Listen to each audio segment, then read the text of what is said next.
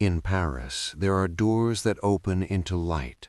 Cafes, galleries, apartments warmed by the everyday motion of modern life. And then there are doors that open into silence. In the spring of 2010, in the 9th arrondissement, near Pigalle, not far from the Opera Garnier, an auctioneer named Olivier Chopin de Janvry was asked to do something routine, inventory the contents of a family property for an estate. But when he unlocked the apartment at 2 Square La Bruyère, he didn't step into an empty room. He stepped into a time capsule, an interior sealed away for decades, cloaked in dust, where the past seemed not merely preserved, but waiting. This is the true story behind The Sealed Room that went viral. Not a haunted house tale, not a manufactured horror story. A real apartment, a real family, a real history tied to the Belle Époque, the Second World War, and the quiet bureaucratic machinery of inheritance that can keep secrets locked for generations.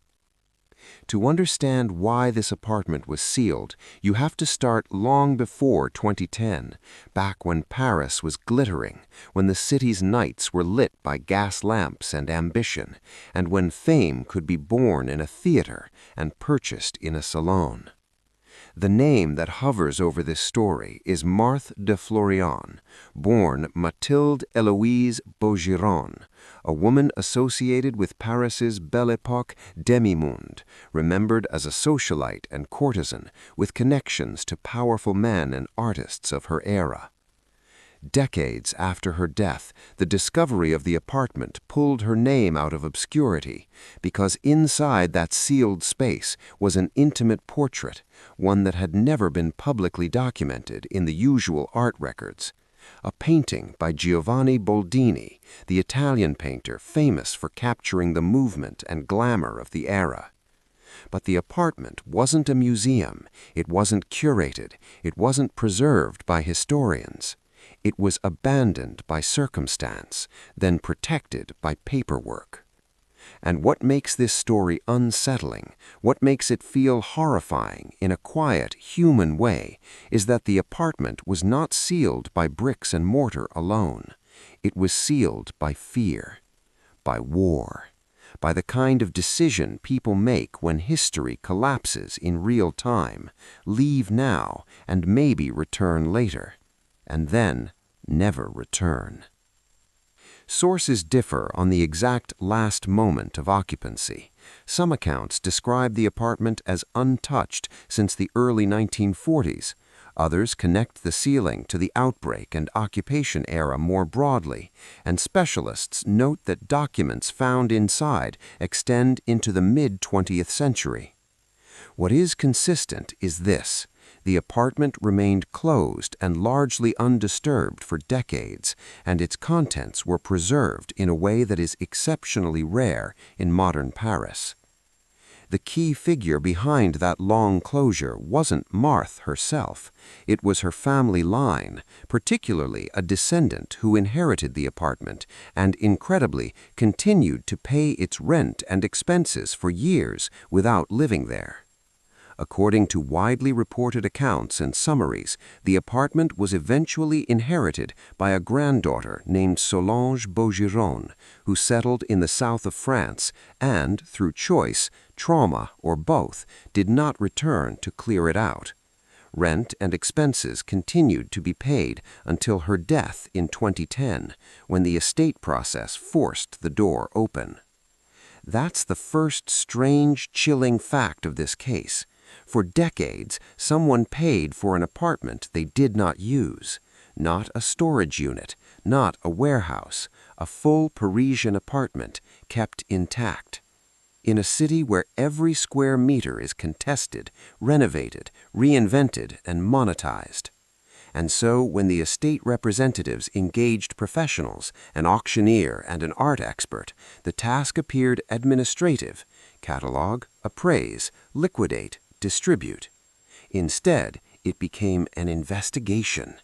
because the moment the door opened, everyone inside knew this wasn't just old furniture, it was a sealed atmosphere. Dust lay thick on objects that looked as if they'd been left mid-life, furniture in Belle Époque style, personal effects, the quiet clutter of a home that had simply stopped. And in that stillness was a kind of horror, not gore, not violence, but the eerie realization that a whole human chapter of life had been frozen by fear, then abandoned to time. The team that entered included Marc Ottavi, an art expert, whose later documentation of the discovery became one of the more detailed first-hand accounts. Ottavi describes the sensory experience, the heavy stillness, the dust, the feeling of stepping into an untouched interior. He and others present moved carefully, not just to avoid damaging fragile items, but because the space itself felt like evidence. And then there was the painting, a portrait of a woman in a pale pink muslin evening dress, arresting, intimate, and instantly recognizable in style as Boldini. At that moment, the nature of the work changed. This was no longer a simple estate inventory. This was provenance, authentication, potentially a record-setting art sale. But art doesn't become real in the market because it feels real. It becomes real because it can be documented. So the investigation phase began. The team needed to answer, what is this? Who is she? Was it truly Boldini? And if so, why had no one seen it? Inside the apartment, they found something crucial: correspondence and documentation supporting the painting's origin. Accounts describe a visiting card with a personal note from Boldini and additional references that supported the work's provenance. That matters because provenance is everything in art. A painting without a paper trail is a story. A painting with evidence becomes an asset that can be insured, sold, and legally transferred. And legally, this mattered immediately, because when a major artwork emerges in an estate, it triggers a chain of responsibilities: valuation, declaration, auction procedures, and, depending on circumstances, taxes and inheritance distribution under French estate law frameworks. Even if the viral internet version focuses on the creepy apartment, the real-life consequences are administrative and human. A family suddenly confronted with a hidden inheritance, and a professional team tasked with turning a sealed past into a legal, financial present. From there, the case moved toward a public turning point: the sale. According to multiple sources, the contents of the apartment, including the Boldini portrait, were auctioned at Hôtel Droitot in Paris on September 28, 2010. The Boldini portrait's estimate in public accounts was far below what it ultimately achieved. Bidding escalated, and the final hammer price reached 2.1 million euros, reported as a record for Boldini at the time. That moment brought a sealed room into the modern world, and it also created consequences, because once the story became public, it stopped belonging only to the family and the professionals involved. It became media. It became myth. Images circulated: the ornate furniture, the objects, sometimes described as including taxidermy and childhood items, details that made the apartment feel inhabited by ghosts of daily life. But if you strip away the viral framing, the real horror is quieter. It's the reason the apartment was sealed in the first place. World War II is not just a historical backdrop here, it's the mechanism. During the war years, France faced occupation, fear, uncertainty, the constant threat of violence and displacement. People fled. People left possessions behind, expecting to return. Many never did.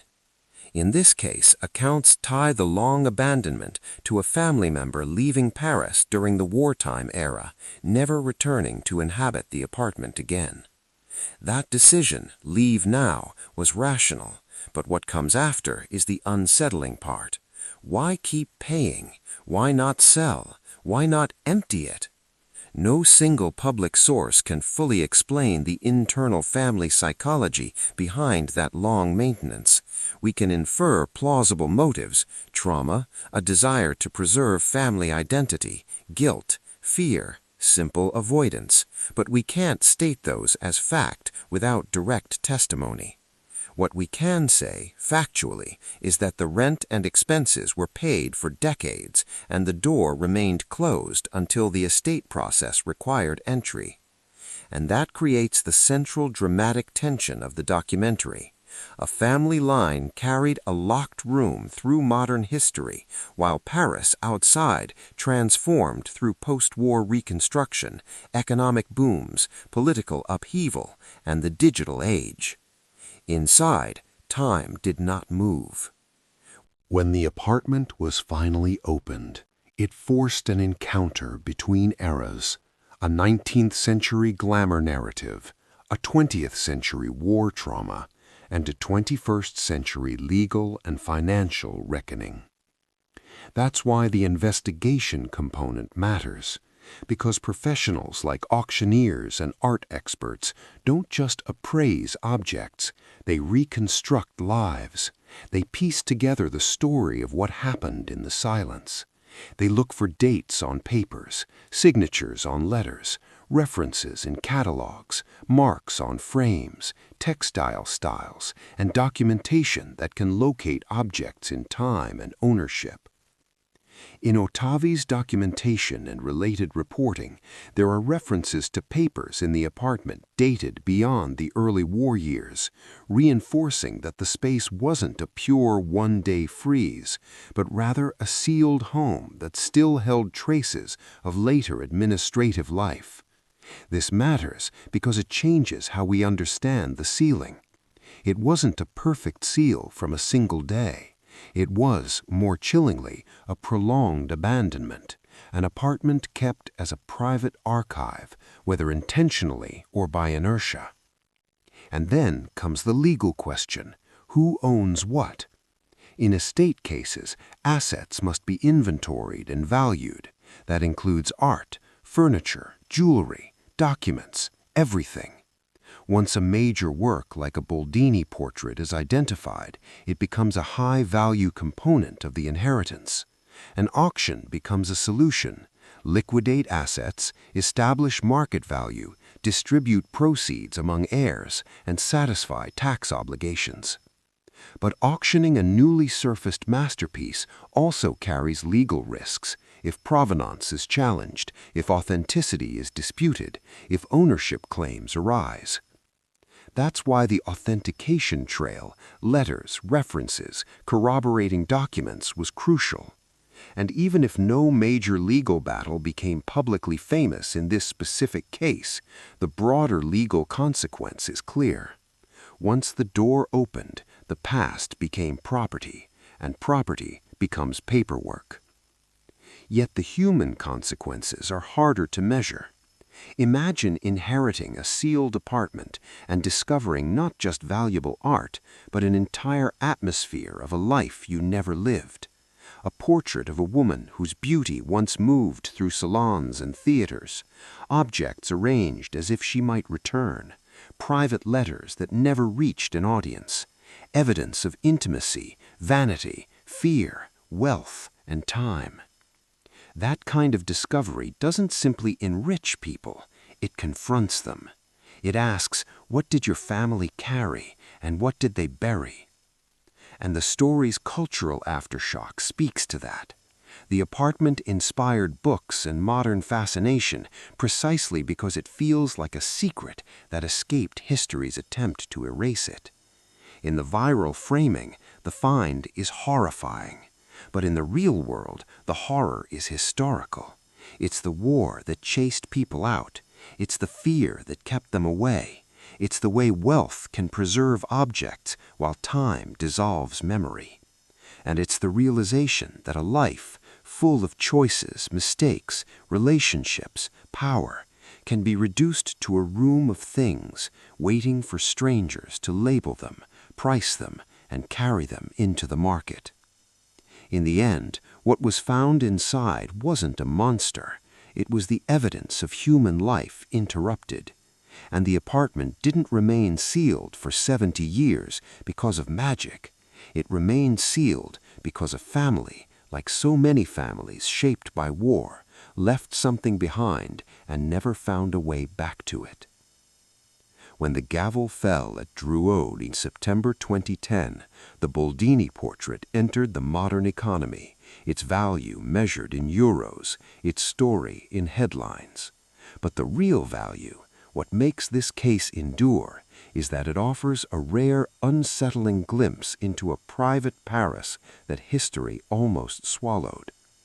A sealed room that survived the 20th century, a door that opened into another world, and a reminder that the most disturbing discoveries aren't always bloody or violent.